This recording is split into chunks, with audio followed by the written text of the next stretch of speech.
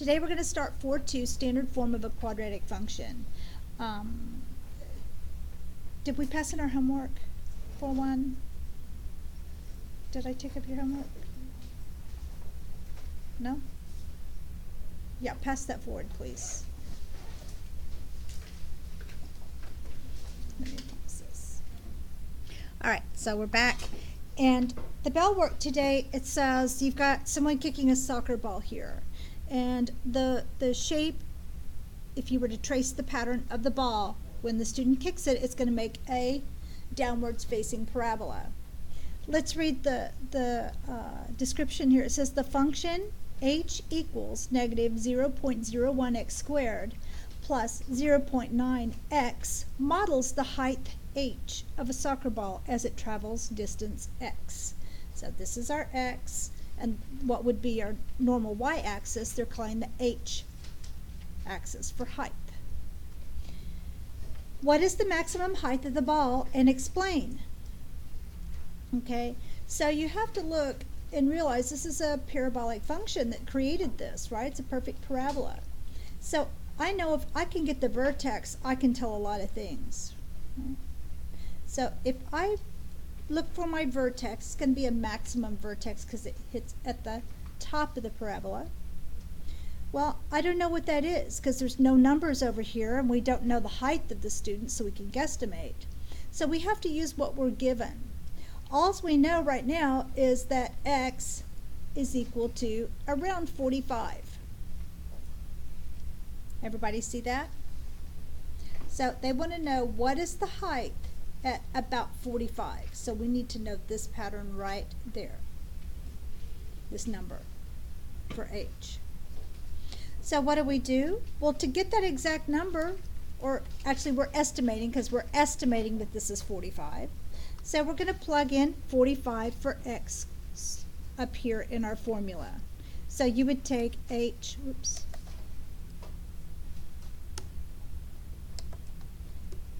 h equals negative 0.01 x squared. And what's x? We said we're going to put in 45. So times 45 squared plus 0.9 x, which is also 45. Okay, and when you calculate that out and solve it, I believe it came down to the height was 20.25. I think, don't quote me there, but I think that's what it came out to this morning. And I just want you to see this is how you would calculate this. This is how you get the height. Is you take what you're given, plug it into the equation they give you right there, and you get your height. See, because that is a formula for height because it's h equal. So if you have x, you can get your h, and that's what we did. We guesstimated our x is about 45, plugged it in, and solved for h, which is our height. Okay. Any questions? And I said in this chapter, everything we do can go back to a word problem very easily. You know, quadratics, law of physics, lots of things take a parabolic shape. So we will be doing lots of word problems. In our first lesson, we worked with quadratic functions written in a vertex form. Now we're going to focus on something called the standard form of a quadratic function. Okay, not standard form of a linear equation, but of a quadratic function. So the standard form for a quadratic function is right here. So f of x equals ax squared plus bx plus c. Okay, if we can get something in this form and pluck out our a, b, and our c, there's a whole lot of information we can gather from that. Okay, now remember in our vertex form, we could easily pick out what? The vertex. It was easy to find our h and k and say there's the vertex. Well, that sort of, well, quite becomes hidden in here, but there's still so many other things we can do. So each one has its benefits, right?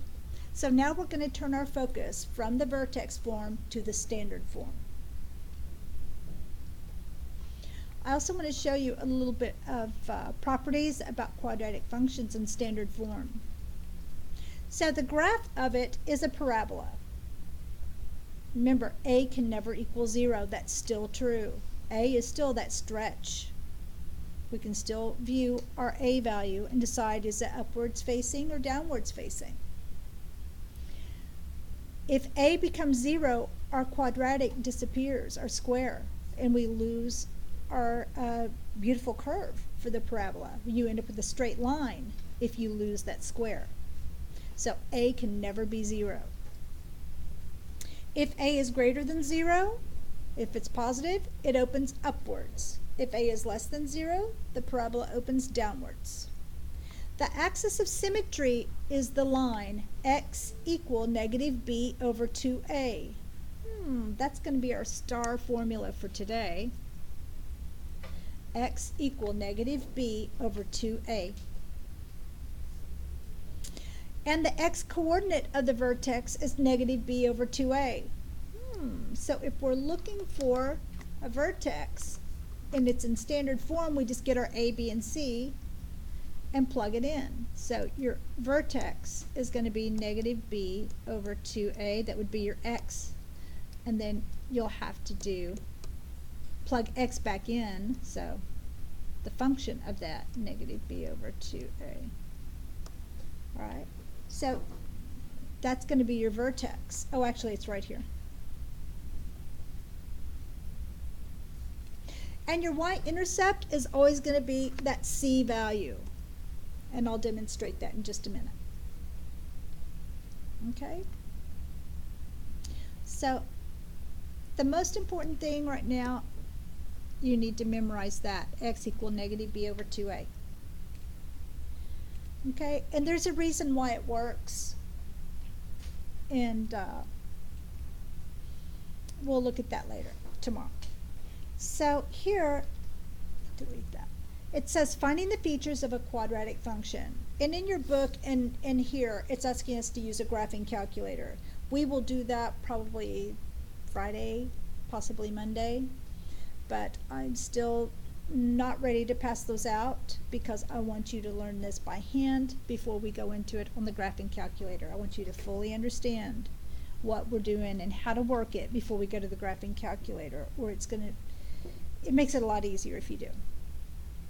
So what are the vertex, the axis of symmetry, and the max or min value, and the range of y equal 2x squared plus 8x minus 2? Well, I noticed right away that's in my standard form of a quadratic. So I'm going to write my equation. With that there. Here it is. Y equals 2x squared plus 8x minus 2. And I'm going to write my formula underneath it so I can compare and get my values. So f of x equals ax squared plus bx plus c. Now I can line those up and get my a value. So my a value is 2. Let's see if I can turn this around. My a value is 2. My b value is 8. And my c value is negative 2. Okay, so I've got my A, B, and C. So now I know they ask us first for the vertex. So we know to get the vertex, we have to start with our x value, right? X equal negative b over 2a. So let's do that. We've got our A, B, and C. So we've got to get x equal negative b, which is 8, over 2 times a, which is 2. So negative 8 over 2 is going to be a negative 4, which I've calculated over here. I'm sorry, negative 2, sorry. All right, so negative 2. Okay.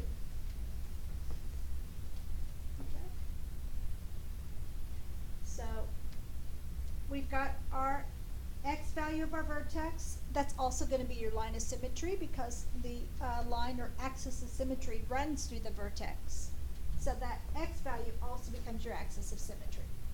So we've got the first part of our vertex, -2, our axis of symmetry, which is x equal -2, the max or min value. So let's work on that now. To get the max or min, we have to go back and get our y. So we've got the first part of the vertex, we've got the x part. Now all we have to do is plug this back in for x into the original equation and solve for y. And then we'll have all of our vertex. Let's see, where did I do that? Down here. So when I plug in -2 for x into the original equation and solve, I get y equals -10.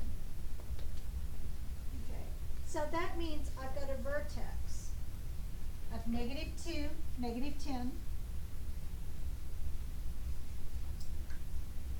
And when we graph it, you want to get, they didn't ask us to graph it, but I like to give you a picture of what it looks like. So back to down 10. There's our vertex. Our A value was positive, so we know it's upwards facing. The C value is our y-intercept, right? So if you graph that, -2, because C was -2, plot that there, and so we've got to be equidistant from our axis of symmetry, right? So if that's 2, then it's got to be 2 over here. Reflect that point over here, and you can quickly draw your parabola. Now they ask us for the minimum, maximum, or minimum. Well, this is going to be a minimum because it's upwards facing. So it's always going to be that y value. So the minimum is -10. See, that's as low as it's going to get, that y value that we just calculated, -10. And your range will be the same. Notice that they're not even asking us for domain anymore, because for upwards facing or downwards facing, no matter what kind of parabola you have, your domain's always going to be all real values, because it goes on forever and ever, reaching outwards in the positive and the negative on the x-axis. So it's the range that really changes in these, and that's why they stop asking for domain, and now they're just focusing on the range, because that's the one that changes. And it's always going to be that y value. So -10. And what do we know about it? Well, it starts at -10, and since it's upwards facing, it's greater than -10. So we say for the range, y is greater than or equal to -10. So there's all the things that they ask us for. And hopefully that was nice and clear. I would like to give you guys a problem to work on, but first, were there any questions? Okay, the most important thing that you can't go further until you do 2 things. You have to put it in standard form of quadratic. If it's not, you have to pluck out your ABC, and then remember that x equal -b over 2a. Those are your important things. And from there, it's just simple math, right? So let's look at this next problem, and I'd like for you to work this on your whiteboards. Oopsie. There we go. So work this on your whiteboards. What are the vertex, the axis of symmetry, max or min value, and the range of y equals -3x squared minus 4x plus 6. Okay? So I want you to work this on your whiteboards. I'm going to give you 4 minutes, and we'll come back in just a moment. I'm going to pause the video now. Okay, so we're back, and let's look. So check your work against this. Don't erase your work. You want to correct it as you go so you see your errors and your mistakes, okay? So you're going to start by plucking out your A, B, and C. That's already in standard form of a quadratic equation, right? Because I have f of x equals ax squared plus bx plus c, right? So my A is -3, my B is -4, and my C is a 6. Notice too that my A value is negative, so we know this is going to be a downwards opening parabola. So we've got to start by getting our vertex. So once you get your A, B, and C, which I've done right here on the left, my A is -3, B is -4, C is 6. You're going to plug it into this formula. X equal negative B over 2A. So it becomes X equal -4 over 2 times -3. And when you solve that, you're going to get positive 4 over -6, which simplifies to -2/3. So there's your X. We've got half of the vertex, -2/3.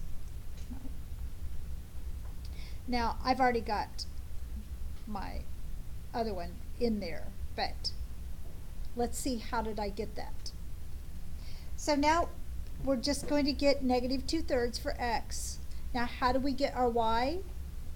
Well, you're going to plug your X back into the original equation that they gave us. Everywhere there's an X, we're going to plug that in and solve for Y.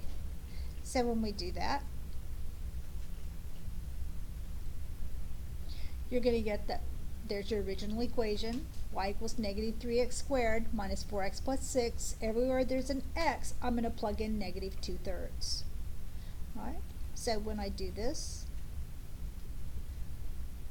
so -2/3 squared is a positive 4/9, 4/9. So you have -3 times 4/9, and -4 times -2/3 becomes positive 8/3 plus 6. So continue on. -3 times 4/9 is -12/9, which simplifies to -4/3. So now we have -4/3 plus 8/3, and we've got to turn our 6 to thirds also so we can add them, so that becomes 18/3. Now that my denominators are all the same, I can add my numerators together. So I've got -4 plus 8, that's going to be a positive 4, plus 18. So that's going to be 22/3, or 7 1/3. That's how we get our Y. You plug the X back in and solve for Y. Now, I've got my vertex, -2/3 and 7 1/3. And they ask us for the axis of symmetry. That's also going to be your X value, just like before, because our axis of symmetry is always going to run through our vertex, right? And I said it's negative, so it's downwards facing, right? So our axis of symmetry will always run through that vertex. It's going to be your X value, always. Okay. Now, we got our 7 1/3. So if we graph this, let me see, did I graph it? No, I didn't. Okay, so let's think about what this is saying. If my Y value is 7 1/3, and we're going to go, what do we say, what's the first one? -2/3. So we're going to go back almost 2/3 over, but right there. And down 7 1/3, so it's going to be way down here somewhere. And it's downwards opening, so it's going down. So let's think about, do we have a maximum vertex or a minimum value vertex? Is it a maximum or minimum? It's a max because it's at the top of the parabola, right? In a downwards facing parabola, both the sides come together to meet at the top, so that makes it the maximum value. So we're going to have a maximum value of that Y value, right? 7 1/3. So that's your max value. And then your range, there it is going to be, it's going to start at 7 1/3, but it's going to be less than. So it's less than or equal to 7 1/3. All right, so that's all the answers right there. And of course, you'll want to write your range as Y is less than or equal to 7 1/3.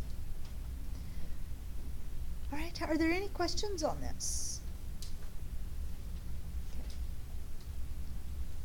So that's what we over earlier. There's a page in the book that shows why it works. I'll go ahead and put it on the video here, just so if you want to play with it. It's just a literal equation. You're just finagling around till you get it into your negative b over 2a for h. But this explains why that works. But all we have to know is how it works, how to use it. I will never test you on, take this and turn it into that. Okay, but there it is if you want to see.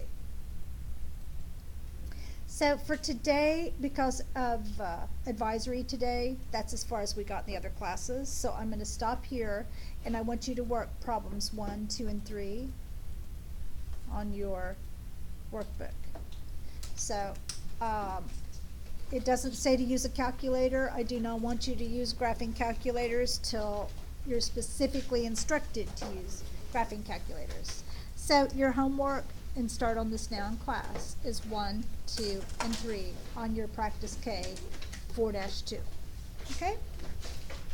And we'll move on in this assignment tomorrow. Any questions? All right. You still have 7 minutes. I wouldn't put up and sit here and stare at the walls. I would finish at least 2 of these in 7 minutes.